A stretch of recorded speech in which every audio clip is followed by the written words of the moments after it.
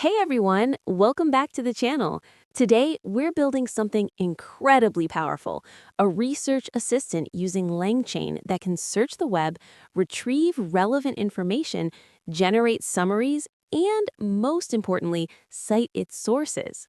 By the end of this video, you'll have a multi-step AI pipeline that can take any research question, gather information from multiple sources, and give you a well-cited, comprehensive answer. Think of it as your personal AI research team. First, let's quickly understand what LangChain is. LangChain is a framework designed specifically for developing applications powered by large language models. Think of it as the Lego blocks for building AI applications.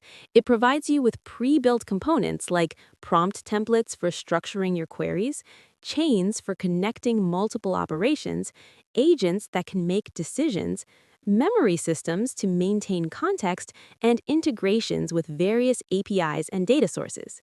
The beauty is, you don't have to build everything from scratch. LangChain handles the plumbing so you can focus on the logic. Now, let's look at our research assistant's architecture. We have a four-step pipeline. Step 1, search. We take a user's question and search the web for relevant information using tools like SERP API or DuckDuckGo. Step 2, retrieve. We fetch the actual content from those web pages and chunk it into manageable pieces. Step 3, summarize. Our LLM processes all that information and creates the coherent, comprehensive summary. Step 4, cite sources. And here's the crucial part. We track where each piece of information came from and include proper citations. Notice how information flows through each stage. This isn't just a simple question-answer system. It's a sophisticated pipeline that mimics how a human researcher would actually work. All right, let's get our hands dirty. First, we need to install the required packages. Open your terminal and run these commands. Here's what each package does. LangChain and LangChain OpenAI give us the core framework and OpenAI integration. LangChain Community provides community-built tools. DuckDuckGo Search lets us search the web without needing API keys. Beautiful Soup 4 helps us parse web content. Chromadata is our vector database for RAG. TickToken helps us count tokens. You'll also need an OpenAI API key. Head over to platform.openai.com, create an account if you haven't, and grab your API key.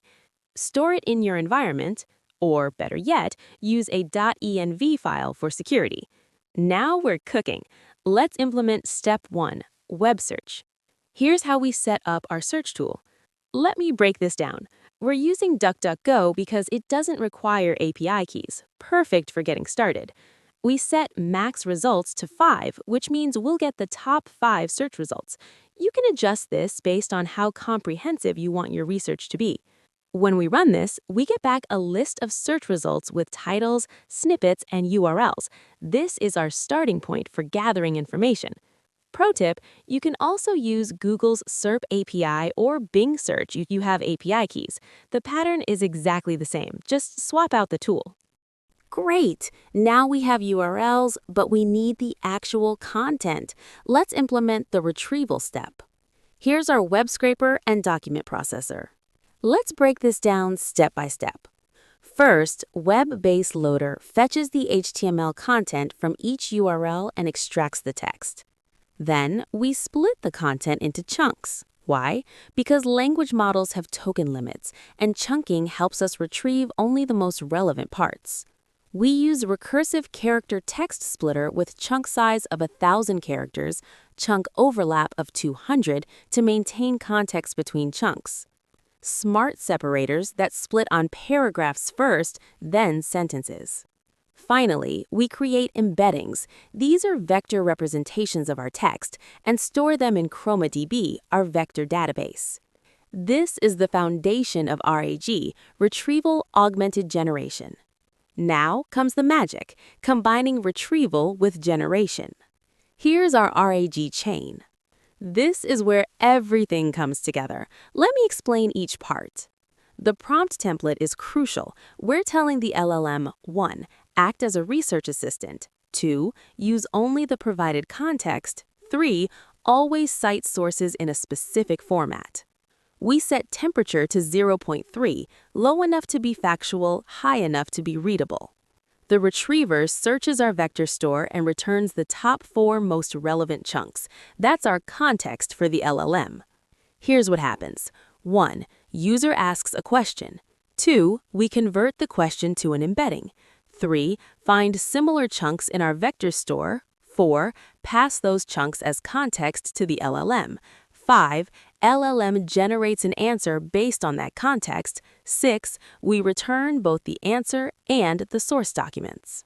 This is RAG in action. We're augmenting the LLM's generation with retrieved information. Now, the piece that makes this truly professional, proper citation tracking. Let's enhance our system to track and format citations. This Citation Tracker class is our citation manager. It 1. Assigns unique numbers to each source, 2. Prevents duplicates, 3. Formats citations in a clean academic style.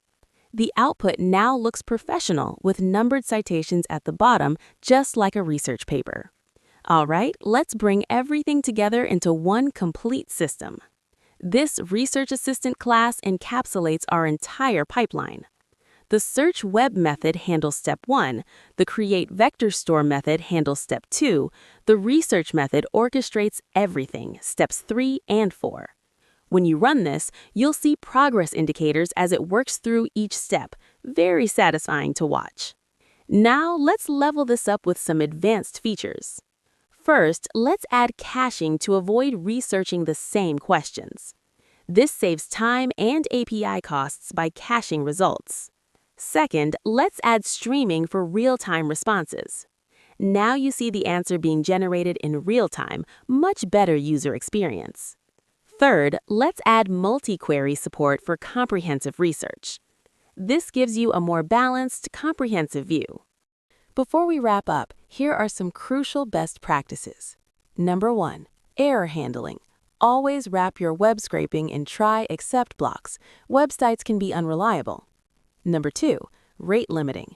Add delays between requests to be respectful to websites and avoid getting blocked. Number 3. Token management. Monitor your token usage. Use tick token to count tokens before sending to the LLM. Number 4. Prompt engineering. Experiment with your prompts. Small changes can dramatically improve output quality. Number 5. Vector store persistence. Save your vector stores to disk to avoid reprocessing. Number 6. Use better models. For production, consider GPT-4 or Claude for higher quality summaries. Number 7. Fact check. AI can still hallucinate. Always verify critical information. So what's next? Here are some powerful extensions you can build. Number 1. PDF research. Add PDF processing to research academic papers. Number 2. Multi-language support. Search and summarize in different languages. Number 3. Custom search domains. Restrict searches to specific trusted domains like .edu or .gov. Number 4. Comparison mode. Automatically compare different perspectives on a topic. Number 5. Web interface. Build a Streamlit or Gradio UI for easy access. Number 6. API endpoint. Wrap this in fast API for programmatic access. Number 7. Scheduled research. Automatically research topics and email you summaries. The possibilities are endless. LangChain makes it easy to extend and customize. All right, let's recap what we built today. A complete research assistant powered by LangChain, web search integration with DuckDuckGo, RAG system with vector embeddings, automatic summarization with GPT, proper source citation tracking, a production-ready pipeline you can use right now. If you found this valuable, smash that like button and subscribe for more AI development tutorials. Drop a comment below telling me what you want to research with this system. Next week, we're building a multi-agent system where different AI agents collaborate on complex tasks. You won't want to miss it. Thanks for watching, and happy coding!